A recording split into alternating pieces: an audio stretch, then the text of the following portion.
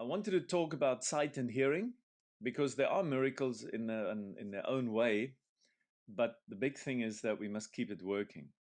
Um, I know, and it's not really a joke, but my wife says that I have selective listening, that I do hear things, but I do not listen. Well, I'm sure that is a problem with many spouses all over the world. But that has very little to do with us. The hearing and the sight that I want to talk about is worth looking after. And you can see I'm a technical person completely. And I'm also the um, MD, that is not medical doctor, that is like a CEO. But in South Africa, we're very careful because CEO these days stands for Chief Embezzlement Officer. But mind you, that could hold for other countries also. This webinar is very much to be informative and educational. I'm not trying to make big statements here. So if it comes across as that, then forgive me, but I want to give you information. I want to give you an educational bit of a background on what this BEMER is about so that you can make a judicious evaluation of the facts that I present to you.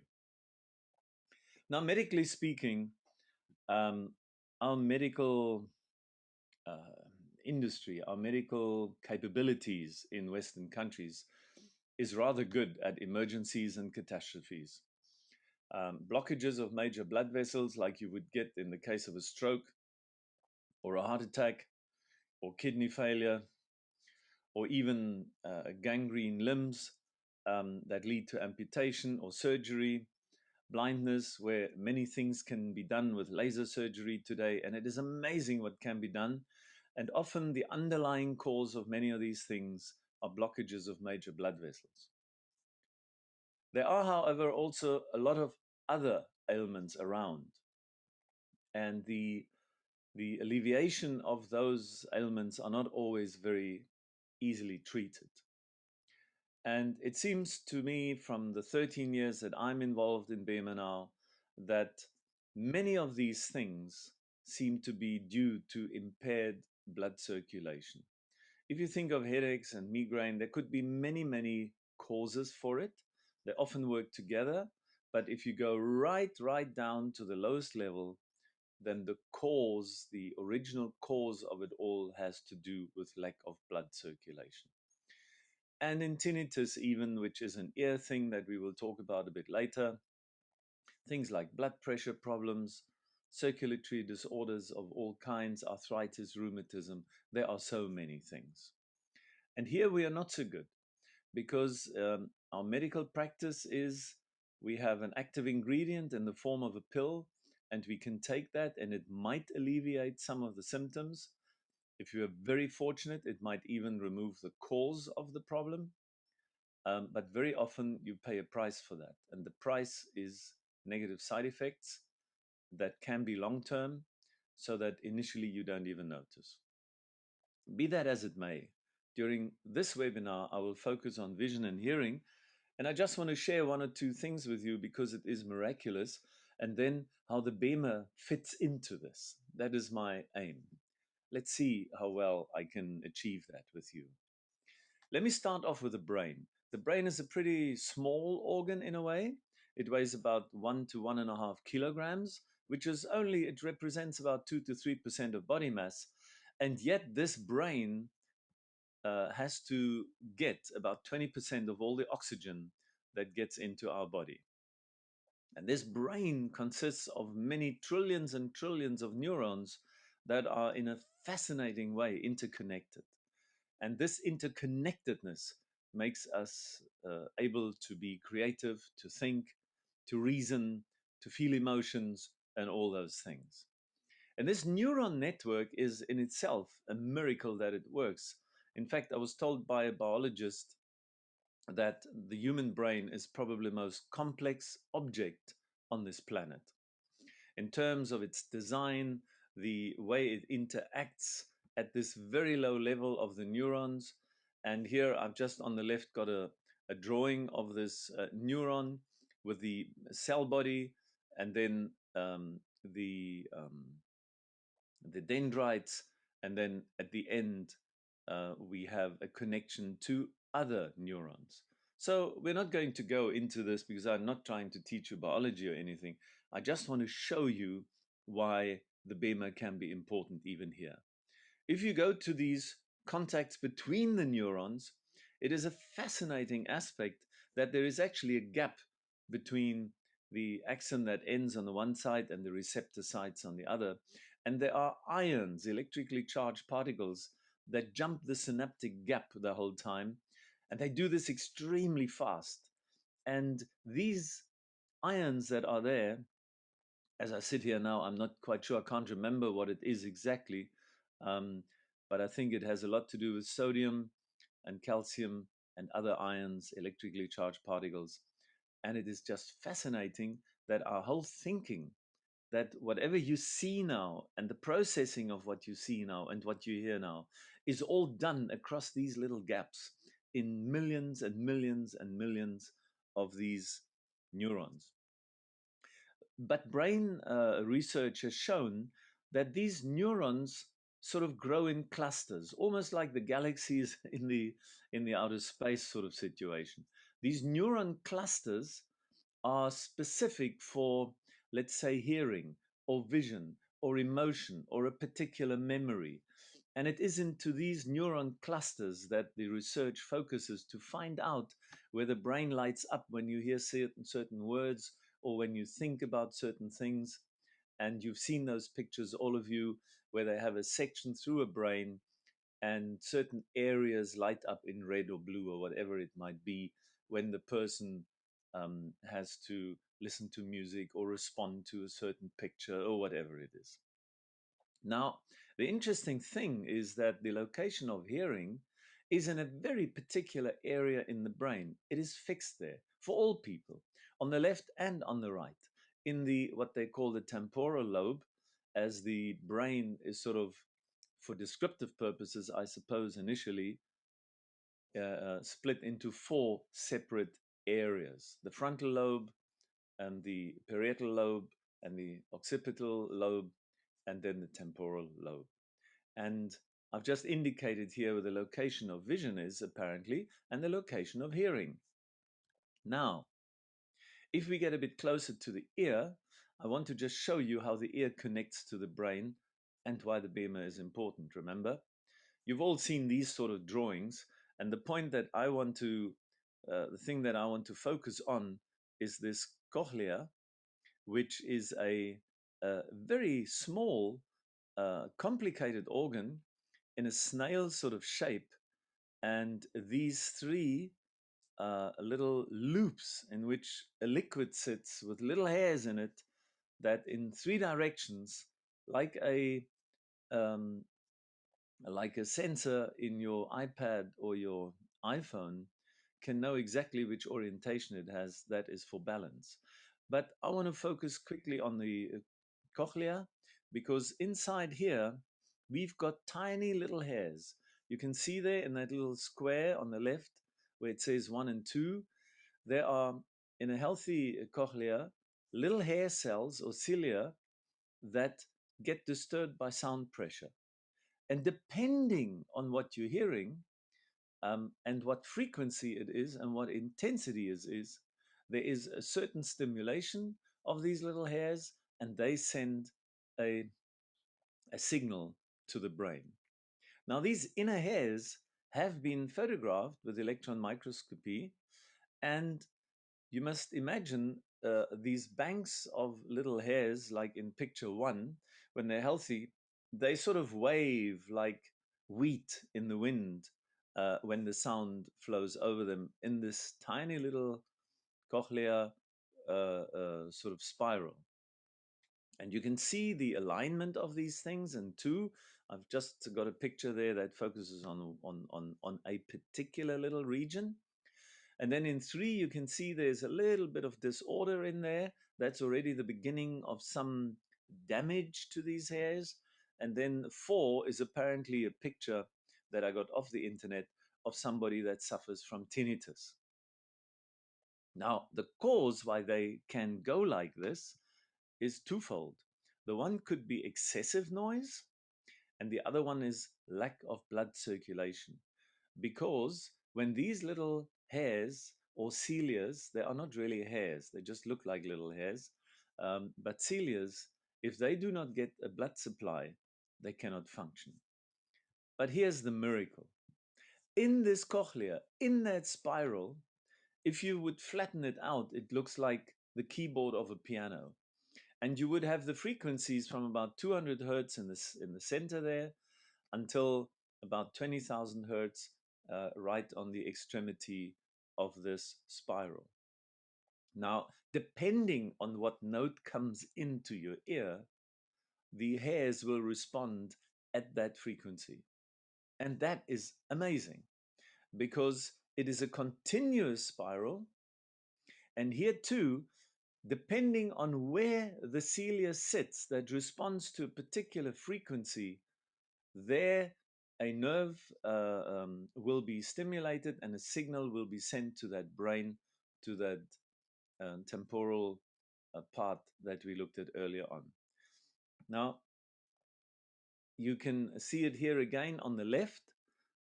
And the fascinating thing is, if you play a piano piece, you've got lots of frequencies playing at the same time, right? And then all the cilias at the right frequency will sort of vibrate in sympathy, and that mixture of the signals will go onto this cochlear nerve and will go into your brain. Now, that I hope just tells you what a fantastic body you have, what a fantastic head you have, and that hearing is quite a complex process. Now, let me quickly go to vision because they are very similar in a way when it comes to the brain. Vision is, of course, important because blindness is a terrible thing to suffer from, I think. Here is a section of the eye. At the back, we have the retina. And on the retina, we have this construction that consists of what they call cones and rods. And underneath, you've got some what they call horizontal cells and then nerve fibers. And that goes to the brain. And it works like this. The picture on the left is the two eyeballs as seen from the top of the head, a section through the brain, of course, and that the wiring, if I can call it like that, goes to the back part of the brain. And that is where vision is processed, the data is processed, and whatever you see happens there in the back of your head. And these pictures look a bit peculiar, but the amazing thing here is for all this to function properly, all these different optic nerves are even sorted out in three colors. And those three colors have got to go to a visual area of the thalamus where they are sorted, where they are, I would almost say digitized, although that's probably not correct. And then it goes back into your visual cortex at the back of the brain. Amazing stuff. And if you look at this in detail, I mean, you know, a Boeing 747 is nothing in comparison. This is really amazing. And more amazing is that it actually works. Look, it even works in three colors. So the famous Sony early televisions with their three colors were not the original. But, and this is really the point I want to make in all this fascination of hearing and vision, is that in this brain, all the blood flow has to work. Otherwise, if you get a tiny little stroke in the area of your vision or your hearing, it'll impair your hearing. But outside of the brain, if there isn't enough microcirculation, small sort of capillary circulation in the ear or behind the eye, then we have a problem there as well. The eye is covered in small, small blood vessels. And here, for the sake of the drawing, it is rather large, the, the, um, the microvessels, but they would be even smaller and invisible to the naked eye because they go right down to about 5,000, no, not quite, 7 thousandths of a millimeter. So that is really tiny. So this blood circulation that I've mentioned a few times now in the context of this is extremely important. We all have heard, even if we don't know the details anymore, but we've all heard about the blood circulation and how it comes from the one chamber of the heart, and it goes through a part of the body. Eventually, it goes through the capillaries, and then it goes back to the heart, and so on, as this picture on the left shows. And on the detail, you can see that very, very small arterioles, those are sort of blood vessels that are slightly bigger than a fifth of a millimeter and above. And then you get all sorts of capillaries in between that, as I said, go right down to 7 thousandths of a millimeter in diameter. And then on the other side, it all enters the venal system, and the whole cycle repeats itself a couple of thousand times a day in a 24-hour period. And the heart is pumping many, many times in this period.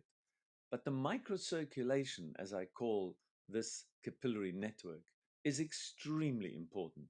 It is actually the largest and functionally most important component of blood circulation in the human organism.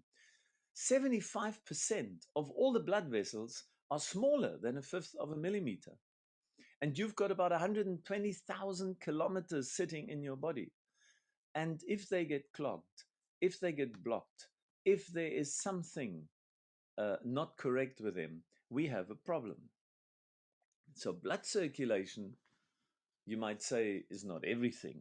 However, without proper effective blood circulation, both in the larger blood vessels, the arteries and the veins, and in the microcirculation, the arterioles and the capillaries and so on, and the little venoles, the microcirculation, as we call it collectively, if that isn't functioning, there is no health, and there's also no healing possible, because everything, the immune system depends on a well working blood circulation.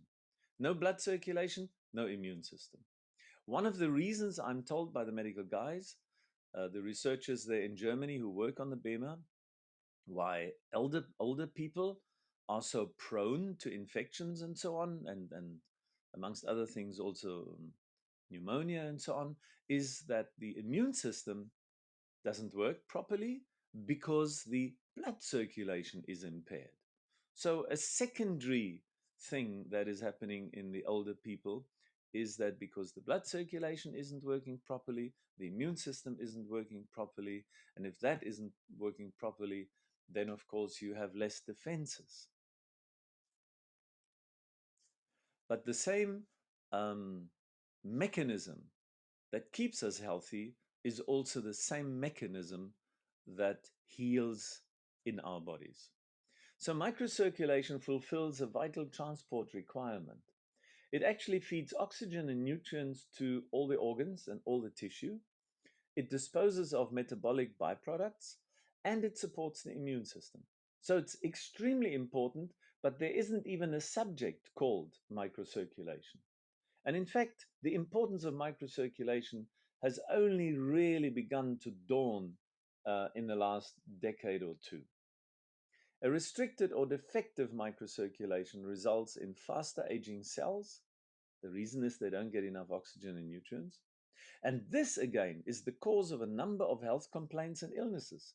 But it's a slow process, because in 120,000 kilometers of small ducting and piping, where the blood is impaired here and there to flow through, it's a very slow and gradual process of blockage that is almost unnoticeable. And it's a bit like aging. You don't see it from day to day, but you certainly see it from year to year or decade to decade. And so the restricted microcirculation is the cause of a number of health complaints and illnesses. And as I said, the microcirculation reduces with age, which is a natural process, but we often accelerate it by lifestyle. The consequences: a further weakening of the immune system, increased susceptibility to infections, health complaints. We, in the worst case, suffer from chronic illnesses. Illnesses that just continue and continue. Now, the proper functioning of the circulation of our organism is an essential basis for vitality, for mental and physical performance, for just staying healthy, and in a subjective way, of general feeling of well-being. And it's only under these circumstances that sufficient nutrients and oxygen come in and toxins and metabolic byproducts can be removed. If that works, then um, then we are okay. But 75% of that sort of circulation takes place in the microcirculation, as I said. Now, blood circulation is something that we take for granted because although we have a body with an opening for food, we have a brain, we have a heart, we have lungs, and so on, and we can all identify that and know that. But the blood supply, we don't really think too much about it, except if we hurt ourselves and we're bleeding. But blood circulation and blood supply is extremely important, and illness conditions equal problems at cellular level because not enough of the nutrients and oxygens can get there, and the reason is impaired microcirculation. And in the end, we sit with metabolic dysfunctions. In other words, the cells cannot do what they're meant to do. And an organism that consists of about 100 million cells is impaired in many ways if a large portion of their cells, especially critical cells, as found in the pancreas or the kidney, in fact, I would say every cell is crucial if they are not functioning. So blood circulation is about 15,000 liters a day, and 1,200 go through the brain.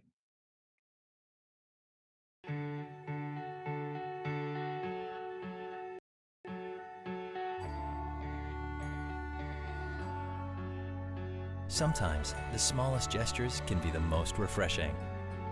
Give extra, get extra.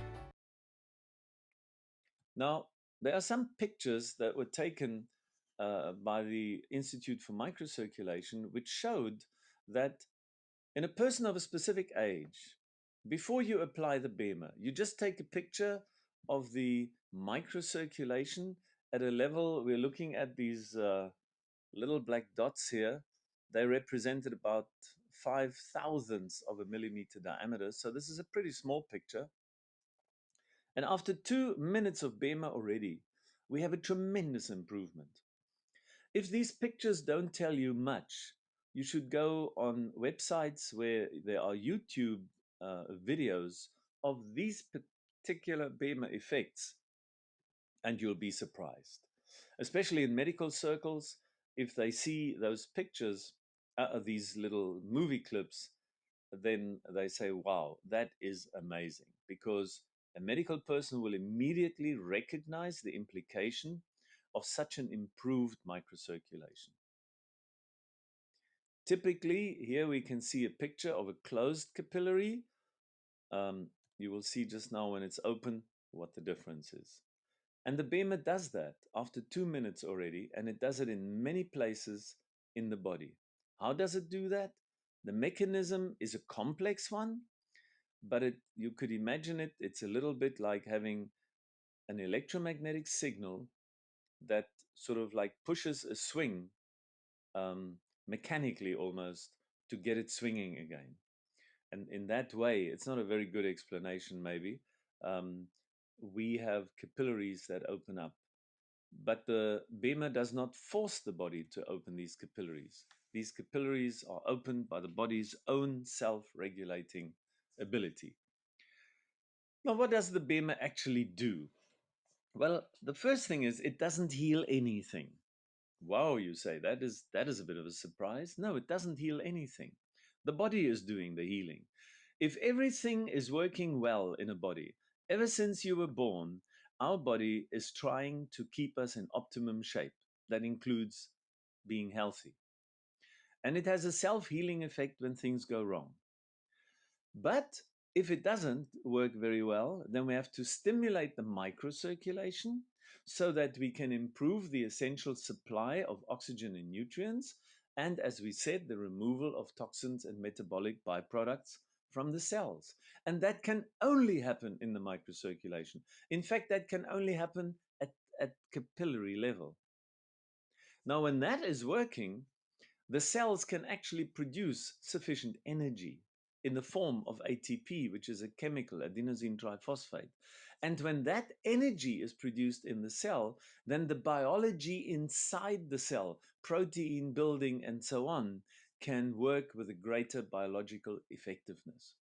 And if that is working in, let's say, ideally speaking, in all of your 100 million cells, then you have a properly functioning regulation process where it doesn't matter if the brain or your pancreas or your intestines or your muscles are secreting something the way they have to do, then the regulation for your body temperature, your core temperature, your hormone release, your blood pressure, all these things are autonomously sorted out in a healthy body. Here's this energy production machine. It's a little machine like this. You won't believe this. This is a miracle.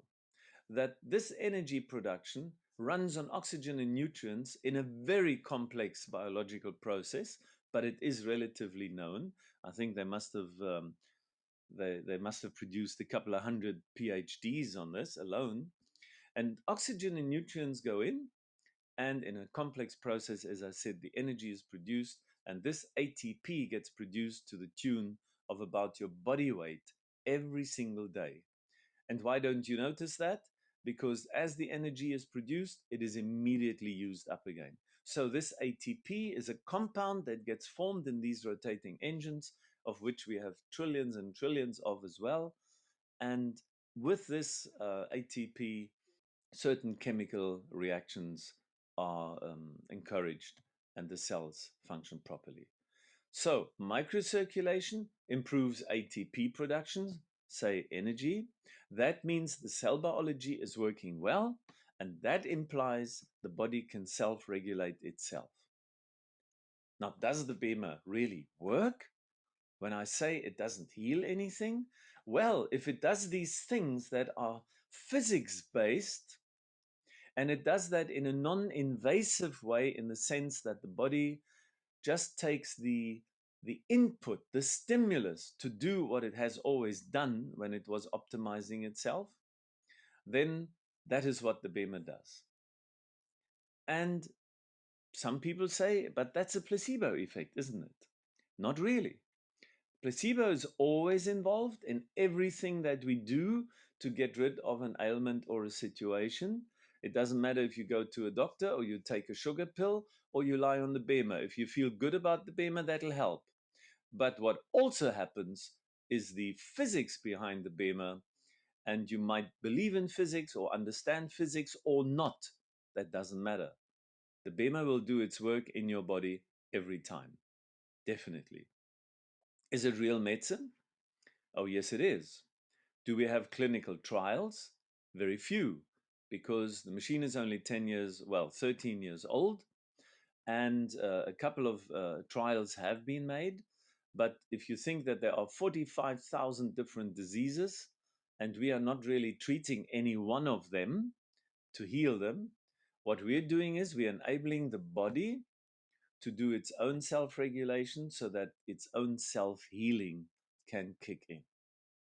Is it real medicine?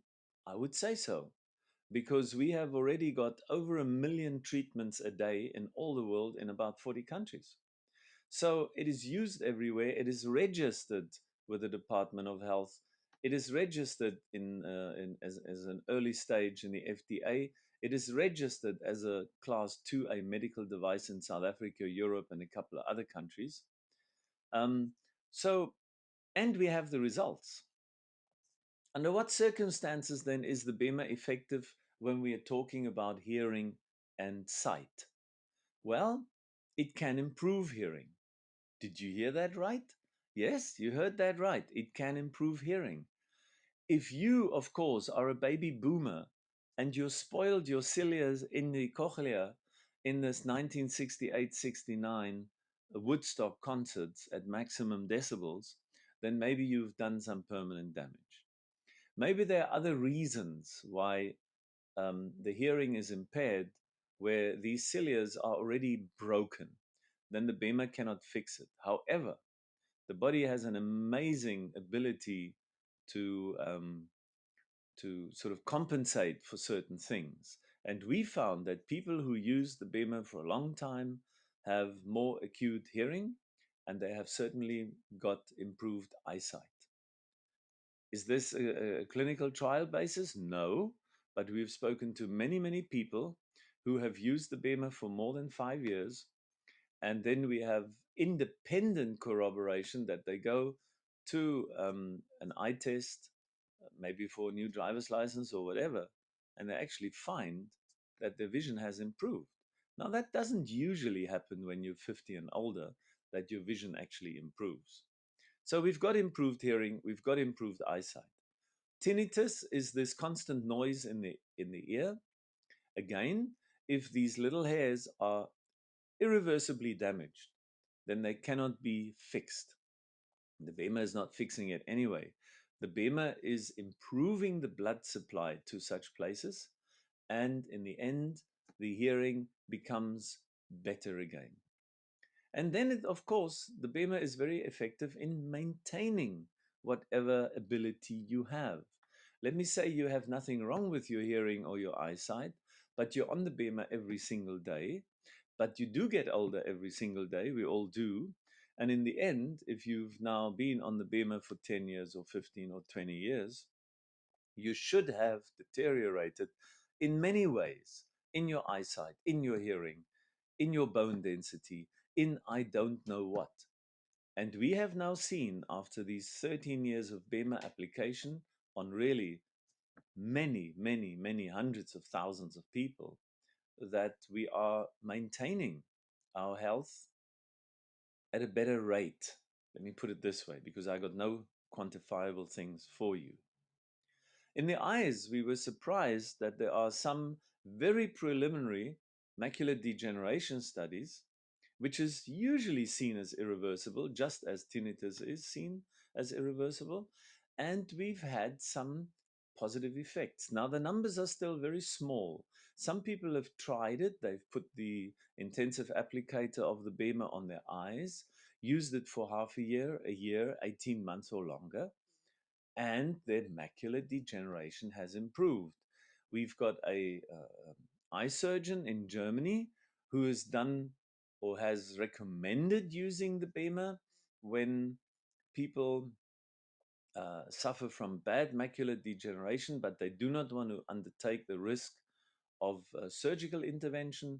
Then this doctor says, try the BEMER, and in 6 out of 7 cases, which is a very small number, I know, statistically not significant, I understand that, but in 6 out of 7 people, the result of BEMER treatment was better than a surgical procedure at the best of under the best conditions would have given. And then, of course, in eyesight, it's also a matter of maintenance, as I said earlier on. For which other conditions is the BEMER effective? Well, here comes the big thing. And this is what makes this product so unbelievable.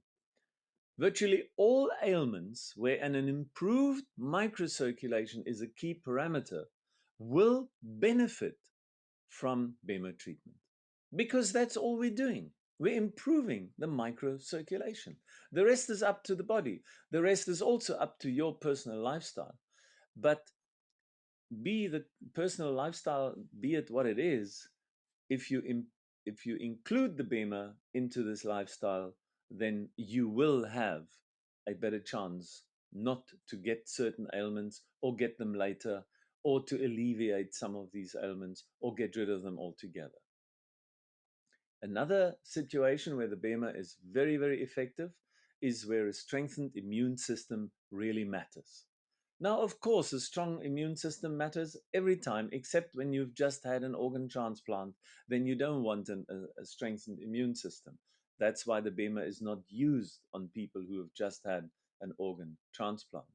But a strengthened immune system matters because it makes you more resistant to bacterial, viral attack. It makes you more resistant to all sorts of things that can happen to you with infections in a hospital or outside in the big wide world. Or when you go to other countries and other cultures and you rub shoulders with people with other germs. And of course, as you get older, it is very important that you have a healthy immune system or a strong immune system because older people are very quickly susceptible to sometimes fatal pneumonia and so on. And it's all has to do with the immune system, I'm told by the medical colleagues. Now, all cells depend on this effective supply of oxygen and the nutrients and removal of waste products, so that blood flow, that highway to good health, must work. And when a cell doesn't generate enough ATP, it dysfunctions. And if more and more cells in the vicinity of that particular organ or tissue dysfunction, then we have a symptom. And the symptom can only be alleviated when these cells are either getting back to work, and they can only get back to work with improved microcirculation, or we give them some medicine, which may work very well, but it certainly will have a side effect. And the BEMER has no negative side effect whatsoever. So these things that we listed there, the BEMER can only help the situation. It will never make it worse. It will definitely improve the blood flow. And for the reasons that I said already, the improved blood flow will give us more ATP, will give us better self-regulation and self-healing ability. You know what is really placebo proof if something like this is useful for animals? Now, on animals, we're using it also for 13 years already. The people who own horses, dog and cat owners, they are most impressed with the BEMER. And we've saved many, many horses from definite death. The people who are listening and know horses and maybe have tried the BEMER will corroborate such a statement. Again, was there any clinical trial? No, much too expensive. And we're not treating a specific disease, be it in a horse, a dog, or a human being. We're just saying if you regularly go on the BEMER, and by regularly I mean 2 or 3 times a week if you're okay, and if you have a particular ailment, you should use it at least once a day or twice a day, then it will work for you. And dogs and cats and horses cannot be placebos, all right? So, BEMER therapy for active and healthy people improves your mental and physical performance. You will have better well being, vitality. You will have more joy of life. You will get older, of course, but you will stay younger in many ways, physically and mentally. And isn't that what we're all after? It is the most cost effective means of preventing sickness by strengthening the immune system, staying healthy, and improving the body's self regulation ability. I mean, it's a no brainer in a way. If everything I've told you is true, and it is, then this shouldn't be too difficult to understand. But let's say you are ill and you're suffering from some ailment. Look at all the gadgetry we have today in a hospital. It's amazing what the guys can do to keep you alive. That's not necessarily good quality of life, but you're still alive.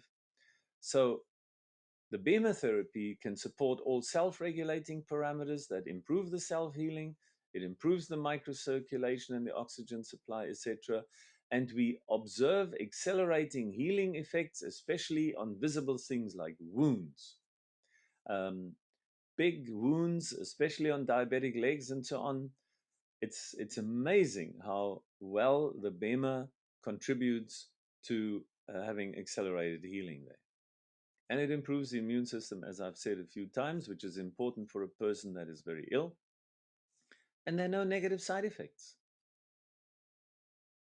And here's the nice thing, it's compatible with every other medical therapy.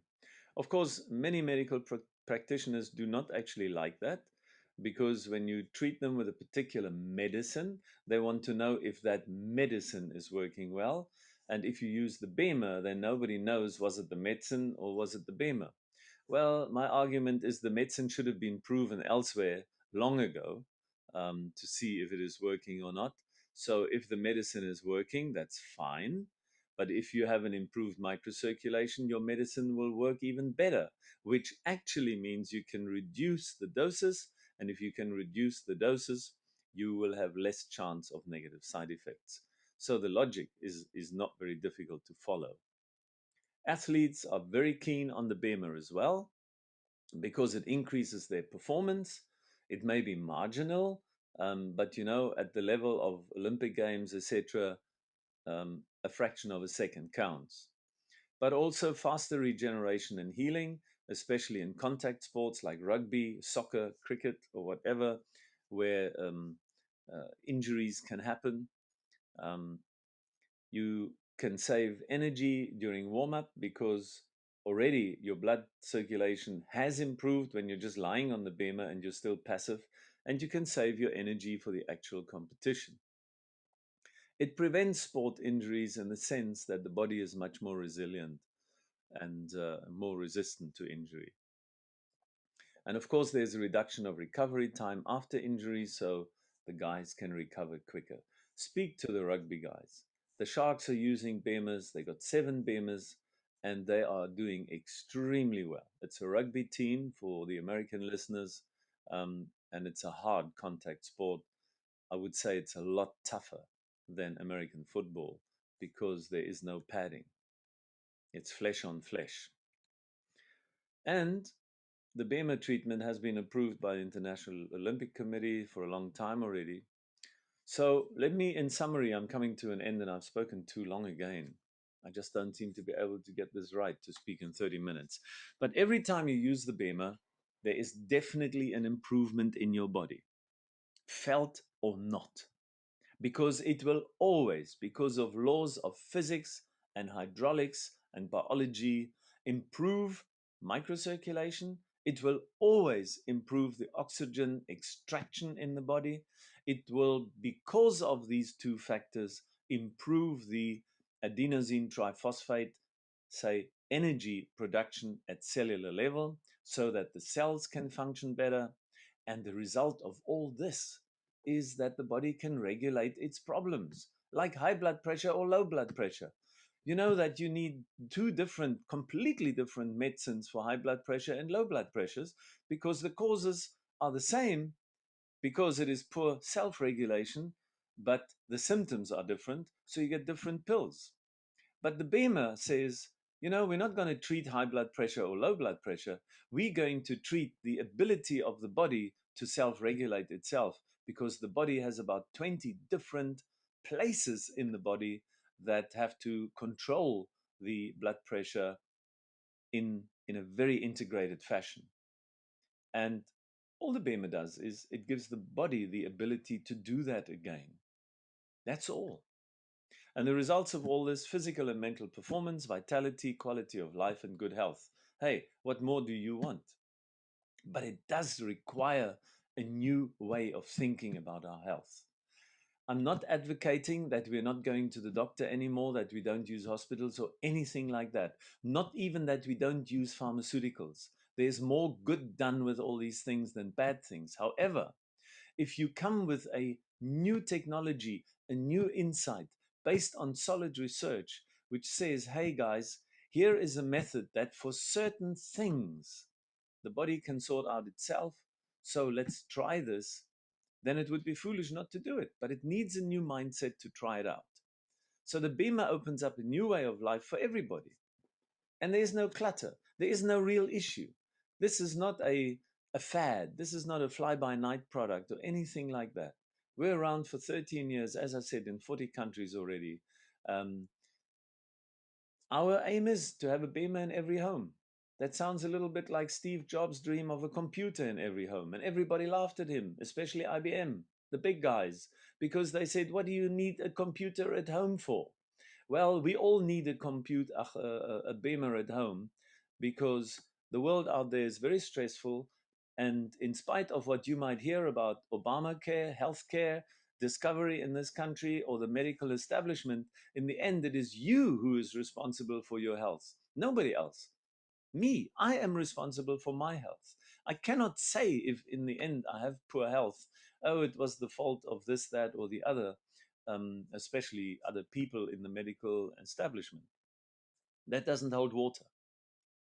So here we go.